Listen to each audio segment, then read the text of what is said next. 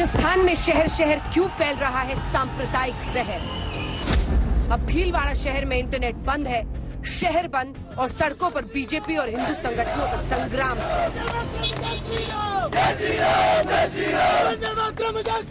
करौली और जोधपुर की घटनाओं के बाद अब भीलवाड़ा में तनाव पसरा है।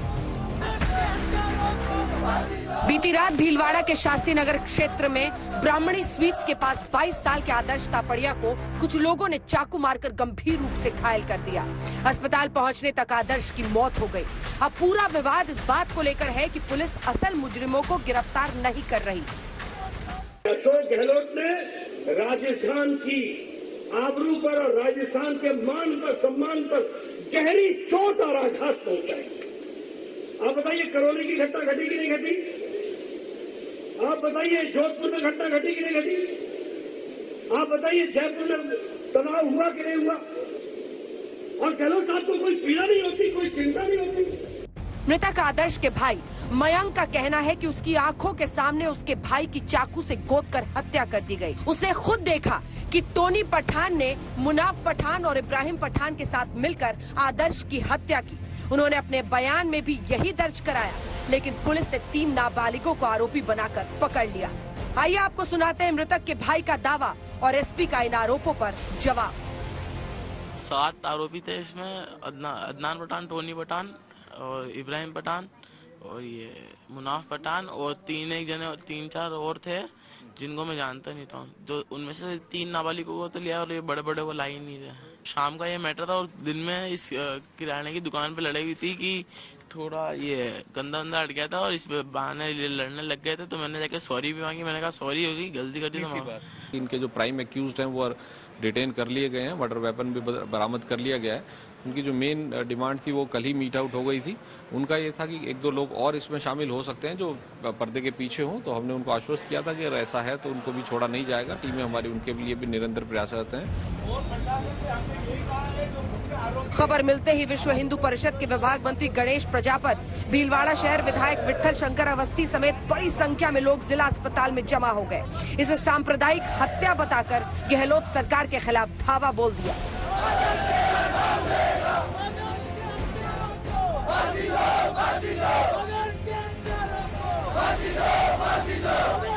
भीलवाड़ा के 5 थाना क्षेत्रों में एसटीएफ और आरएसी के जवान तैनात हैं। विश्व हिंदू परिषद, भारतीय जनता पार्टी और हिंदू जागरण मंच ने आज सुबह 5 बजे ही भीलवाड़ा बंद का ऐलान कर दिया था, जिसका शहर में अच्छा खासा असर दिखा।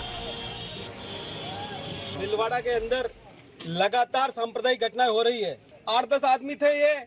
जब तक पुलिस प्रशासन इन सबको गिरफ्तार नहीं करती है और जब तक परिवार की मांगे हैं 50 लाख का मुआवजा नहीं दे देती है, जब तक बॉडी को नहीं उठाया जाएगा और निश्चितकालीन तक भीलवाड़ा बंद किया जाएगा। इनको हम चेता के आए थे, जब हम मिलने गए थे तो ये रिएक्शन में कोई न कोई घटना जरूर होगी, आप सावधान रहना। लेकिन प्रशासन ने उस पर ध्यान नहीं दिया और ये घटना हो चुकी है। जिस चाकू से हत्या की गई थी वो तो पुलिस ने बरामद कर लिया, लेकिन मुख्य आरोपी अभी भी पुलिस की गिरफ्त से बाहर है। हिंदू संगठन 50 लाख के मुआवजे की मांग कर रहे हैं और शहर में अब भी तनाव पसरा है। भीलवाड़ा में मंगलवार को एक हिंदू युवक की निर्मम हत्या के बाद आप देख सकते हैं किस तरह से वीएचपी, बजरंग दल, विश्व हिंदू परिषद के जो लोग हैं, कार्यकर्ता हैं, वो यहाँ पर रैली निकाल रहे हैं। कई दुकानों को बंद करवाया गया है और इन लोगों की मांग है कि जो आरोपी है उस मामले में उन सबकी धरपकड़ होनी चाहिए। इनकी मांग है कि जो परिवार है उसको 50 लाख रुपए का मुआवजा मिलना चाहिए। भीलवाड़ा में आदर्श तापड़िया की हत्या के बाद एक बार फिर मामला हिंदू मुसलमान हो गया है। बीजेपी अब ये आरोप लगा रही है कि बंगाल और केरल के बाद अब राजस्थान में इस्लामिक जिहाद शुरू हो गया है। भीलवाड़ा में युवक की हत्या हुई तो तेलंगाना के बीजेपी विधायक टी राजा सिंह ने सीधा निशाना गहलोत सरकार पर लगाया। बीजेपी का आरोप है कि राजस्थान में हिंदू टारगेट किए जा रहे हैं और मुख्यमंत्री गहलोत खामोश है। कांग्रेस से राजस्थान नहीं संभल रहा, हिंदू मारे जा रहे हैं। हर दिन किसी ना किसी क्षेत्र में दंगाइयों द्वारा हिंदुओं पर हमला किया जा रहा है। इसीलिए राष्ट्रपति शासन लगाकर 1 महीने के लिए योगी जी को राजस्थान हाथ में दे दे। फिर देखिए, ना दंगाई बचेगा, ना दंगा करने वाला बचेगा, ना दंगाई करने वाली सोच बचेगी। आखिर राजस्थान में क्या हो रहा है और क्यों हिंदुओं को टारगेट किया जा रहा है, मुझे समझ में नहीं आ रहा। क्या जहां जहां पर कांग्रेस रहती है वहां वहां पर क्या हिंदू सुरक्षित नहीं रहते हैं? गहलोत सरकार क्या कर रही है? आज राजस्थान में गहलोत सरकार पूरी की तरह पूरी विफल हो चुकी है और मैं तुरंत प्रधानमंत्री जी एवं अमित शाह जी से निवेदन करना चाहूंगा कि राजस्थान में राष्ट्रपति शासन लगाए। हालांकि ऐसे आरोपों पर अशोक गहलोत पहले ही बीजेपी को कटघरे में खड़ा कर चुके हैं। ये सोचा समझा षड्यंत्र है इन लोगों का, जानबूझ के ये अफवाह फैलाते हैं, दंगे करवाते हैं, हिंसा फैलाते हैं, ये इनका एजेंडा है देश के अंदर और प्रदेश के अंदर। मैं बीजेपी के लोगों से एक अपील करूंगा, राजस्थान का अमन चैन और भाईचारा बिगाड़ने की कोशिश ना करें। ये कोई समुदायों का झगड़ा नहीं है।